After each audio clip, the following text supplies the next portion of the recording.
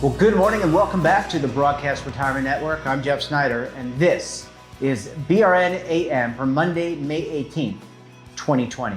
And our top stories today: what are college students thinking when it comes to financial preparedness, and military families feel the strain? Well, joining me now to discuss this and a lot more is Tara Falcone. She is the founder of Rise Up. Tara, great to see you. Thanks for joining us on the program this morning. Thank you again for having me, Jeff. This is great. It's great to catch up with you. So let's jump right in. I mean, part of your core business is speaking directly with college students, going on college campuses, engaging with these great future leaders and helping them with their financial literacy and financial awareness. So this has got to come as a big blow to them. What's been the mindset of these universities and these students? Yeah, so, there were a number of workshops, first off, like in person, that have been either pushed, into the future or have been moved virtually. And I will say, they've been wonderful to do virtually still. So, students are still getting the benefit of financial literacy from me, at least, as much as they can right now. But I will say there's definitely a little bit of panic among the graduating seniors. Many of them are kind of like, what is going on? I haven't really been paying too much attention to the job market. I thought the American economy was really strong, but now all of a sudden, my internship offer has been rescinded, or, my job offer has been changed or rescinded. What do I do? And so, I've had a number of calls, both kind of in large group sessions and one-on-one with students that we work with, to kind of walk them through those things, to help them figure out, how can you find maybe remote work positions in the meantime to bridge the gap, or micro internships, for example, is another popular thing that people are trying to find, because, we may open back up kind of midsummer, but as of right now, internships are not looking the way that people expected them to. Okay. So trying to ease, their concerns financially, and at least for the graduating seniors. And then, I've really been trying to help as many students as I possibly can find remote positions, because many of them have lost their on-campus jobs. And as a first-gen low-income student myself, I was working multiple jobs while I was on campus just to kind of, keep making ends meet. And, it's been a serious blow to them. So, we're all doing our part to help as much as we can. Yeah, absolutely. And I want to chat a little bit, I think 2008 was had such an impact on, I guess, the millennial generation. And I would even argue that this pandemic, the impact here is even, tenfold what we experienced in 2008. What's your sense in terms of like the impact to, you already talked about job opportunities, but, if we have a low growth economy for a period of time, for a longer period of time than what we expect, job prospects, I mean, that earnings prospects, that's got to be a challenge and a weight on many of these adults coming out of school.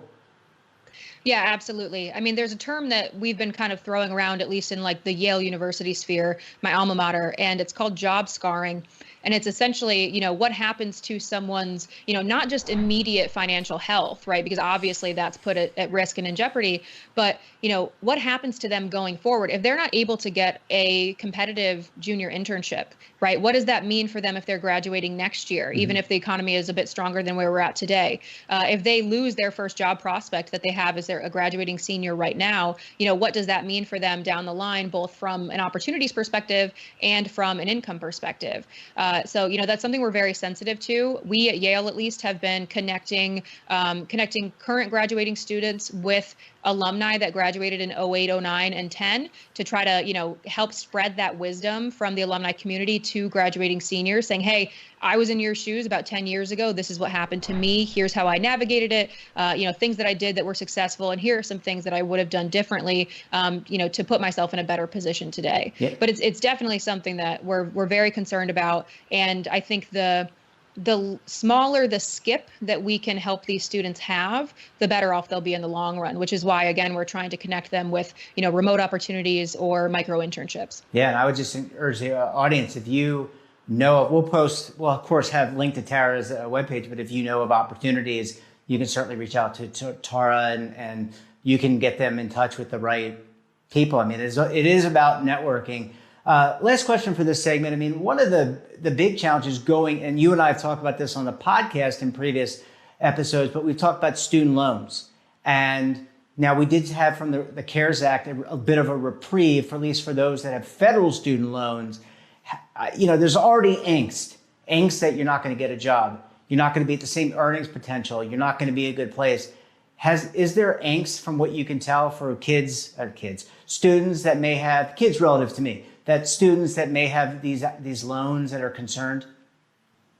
Yeah, definitely, especially if they're not, as you mentioned, federal loans. If they have private student loans, which are not benefiting from the CARES Act, then that's something they're really concerned about. They're not getting the, certain amount of time deferral of payments or kind of that pause in payments that they're expected to make. I think student loans have been increasing tremendously at a rate that we had never seen before. And that's been a scary kind of bubble, that a lot of us have been talking about. Mm-hmm. And this is really bringing it to head. It's like, if you can't afford, your student loan payments, you also can't afford rent or a mortgage. What does your financial health really look like in the long term? And how can you possibly get back on your feet after, a period of instability like that? I will say even people that have graduated just a couple of years ago that maybe got furloughed or have been let go of, they're struggling too. They were maybe on a standard 10-year repayment plan, or they were on an income-driven repayment plan. And now all of a sudden their income prospects look a little different.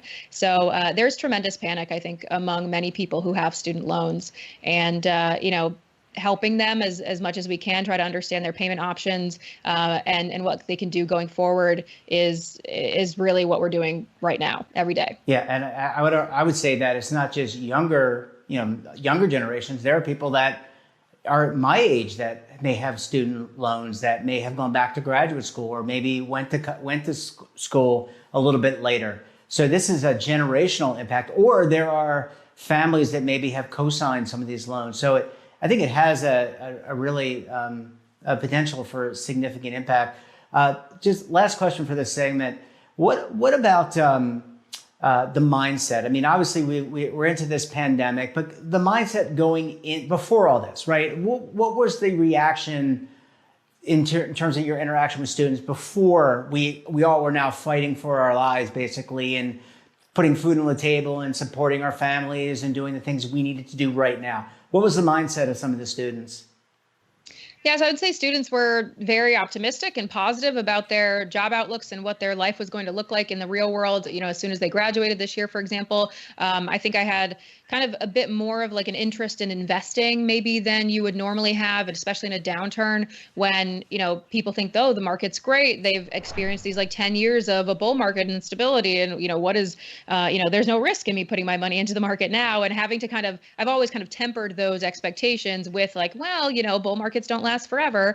But I would say now it's interesting because it's obvious that students have, and millennials in general, have been paying attention. So they've been listening to kind of the Warren Buffett-esque mantra of, be fearful when others are greedy and greedy when others are fearful. But it's obvious that, they don't really know what the next steps are. So they know, oh, the market was down, a couple, like in the last couple of months, I should be buying, but they don't really know, well, should you be buying? What should you be buying? So it's interesting. It's trying to bridge that educational gap with sort of those, rules of thumb and mantras that they're obviously hearing everywhere in the financial media, with actual real fundamental skills and knowledge that they can use to take action in these times. So that's really been it. It's kind of, they've been a bit more interested in wealth building before all of this happened, and now they're in kind of like emergency fund, stability, safety net kind of mode. Yeah, I think a lot of Americans feel that way. A lot of people around the globe feel this way.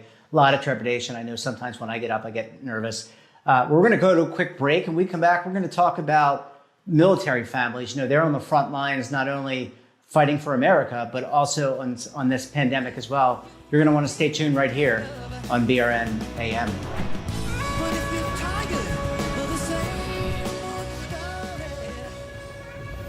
Imagine a new television network that will make you richer, healthier, and in control of your financial future.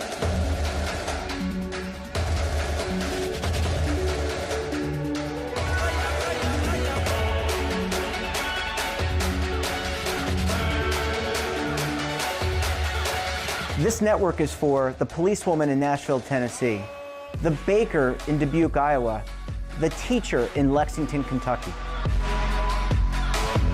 We want to make the idea of savings and retirement culturally relevant. But what do you see as a defining issue of the midterms? Especially for the smaller businesses. I mean, they are the lifeblood of the American economy.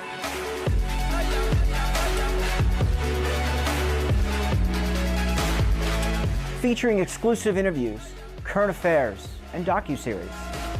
33 years old, you retired early. The philosophy is money only matters if it helps you live a life that you love. But you got to start thinking about retirement as soon as you get in. The Broadcast Retirement Network will drive very high engagement with premium partnerships. So this isn't retirement and savings for your parents or grandparents. This is for all Americans. And we're going to change the way you think about money.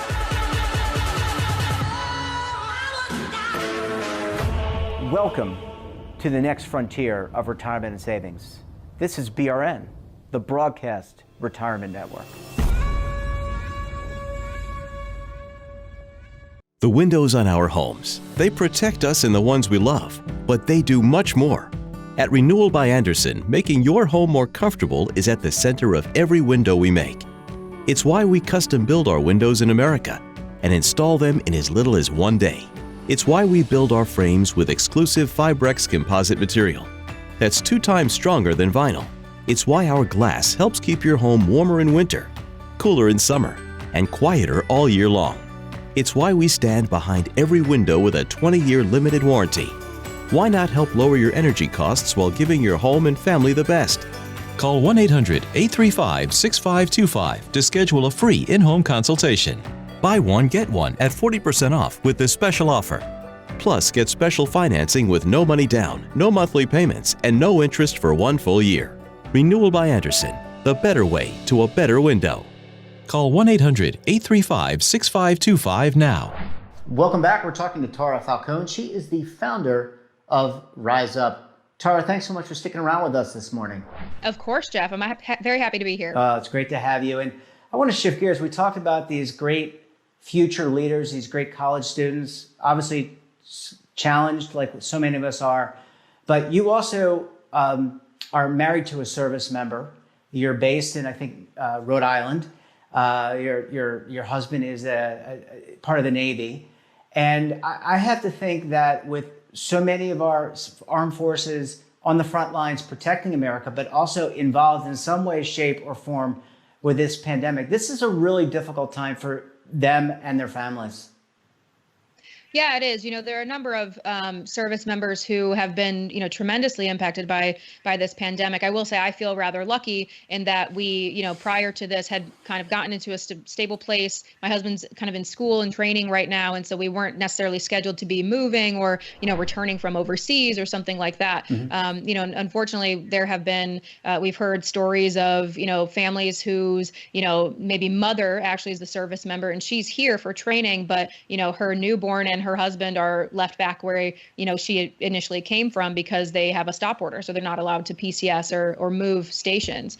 My husband is in class with service members that just came or relocated from Italy and Japan and South Korea. And so when this all first happened, we were really concerned about, our family's level of exposure simply, by him interacting with his classmates or being in close proximity with them. And then, of course, you have, what's been in the media about kind of these floating cities of aircraft carriers or other ships where, there's not a lot of space. I've done what's called a Tiger Cruise, where you go out and you kind of sail around the bay on one of the ships, and there's really not a lot of space. You're like in really close proximity with people. So, it's very difficult to think about the type of exposure and how quickly, the virus can spread in those small contained spaces. But, we're mission essential.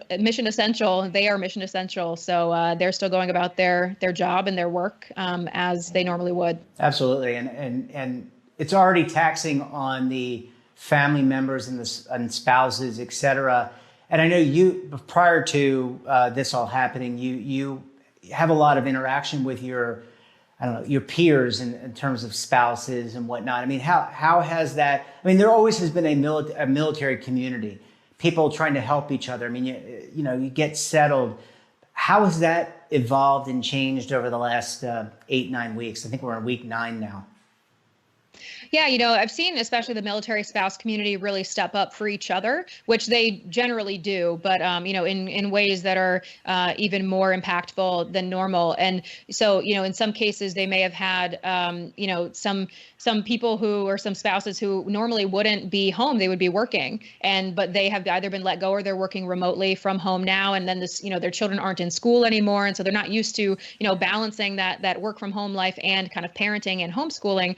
So there are some, families and spouses that, we know that regularly homeschool, that have offered to kind of bring their kids in, socially distant, to help with the homeschooling aspect, because that's what they do on a daily basis. I've seen others offer help for babysitting, meals to be delivered. One of the things that I've really loved in our community has been some of the things that they've done for children around the neighborhood. So they've had like a walking zoo, if you will, where people put out their stuffed animals with like a poster of information about the animal, so that on a certain day, so that kids can walk around and have some interaction and some excitement. And they've put up rainbows in the windows just to bring some cheer to the community. And I think that's been really beautiful to see. Yeah, I mean, it's always amazing. I always love the military and the support that the families give one another. Before all this happened, there was some changes to the military pension system, I think, that were occurring. And I know that you weren't directly involved with education, but I know you've really learned a lot about that. Any additional thoughts there about the changes and how families have gotten acclimated to those changes in terms of planning, their financial wellness, et cetera? Yeah, I mean, for those that aren't familiar, basically the military went from a standard defined benefit pension system where you had to stay in for a full 20 years to what's called a blended retirement system, where you are now, anybody that is coming into the military now is kind of forced into a matching system, just like you would a 401k match. And now I think it's making some families feel much more secure about retirement. I think, obviously being in the military, you have job security, but, for families that maybe didn't think they would stay in for the full 20 years, they're kind of seeing this as something that, will give them the benefit for retirement without necessarily having to commit to service for 20 years. So, in my opinion, I think it's an improvement to the system. And of course, if you want to stay in the full 20 years, you would still get that defined benefit, but it's just a bit lower than it would have been before. I think people feel like they have a bit more control over their financial futures and their, retirement in the long run. And I think that's always a positive. And then in terms of financial education, I mean, you handle financial literacy and financial education, financial wellness with so many of America's college students, you and your team. What about financial preparedness and et cetera for our families in the military? Yeah, so it's interesting. I don't do anything kind of formally for the military. I've tried, I've offered, but that hasn't really come to fruition. There's kind of longstanding contracts that are very difficult to get through. But one of the things that I found interesting, actually, in February, before all of this happened, my husband and I attended an Air Force Innovation Conference in Las Vegas called FIBREX, and they were talking about family wellness, basically family wellness and preparedness. And we got there and they were kind of talking about the 4 pillars of wellness that the Air Force had defined. And I kind of raised my hand and I was like, I don't see, financial wellness anywhere on here. And we had some airmen that were in the room and they're like, yeah, I need so much help with my finances. And I'm very proud to say that by the end of that 2-day conference, financial wellness was marked as a pillar that should be considered by the Air Force. And now as they're going out to kind of find RFPs for a wellness solution for the Air Force, that financial wellness is a pillar of a solution that they're looking for. So, I'm trying to kind of, bring change behind the scenes, I guess, if you will, in the ways that I can. And that's one of the ways that I've been doing that. Yeah, well, certainly very positive. Well, Tara, I want to thank you so much for making time out of your incredibly busy schedule for joining us, and best of luck and stay safe. And we'll talk to you again very soon. You too, Jeff. Thank you. And that wraps up this episode of BRN AM. Have a topic of interest or someone you think we should talk to?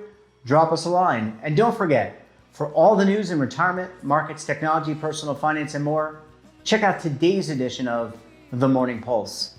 So until tomorrow, I'm Jeff Snyder, Stay safe, keep on saving, and don't forget, roll with the changes.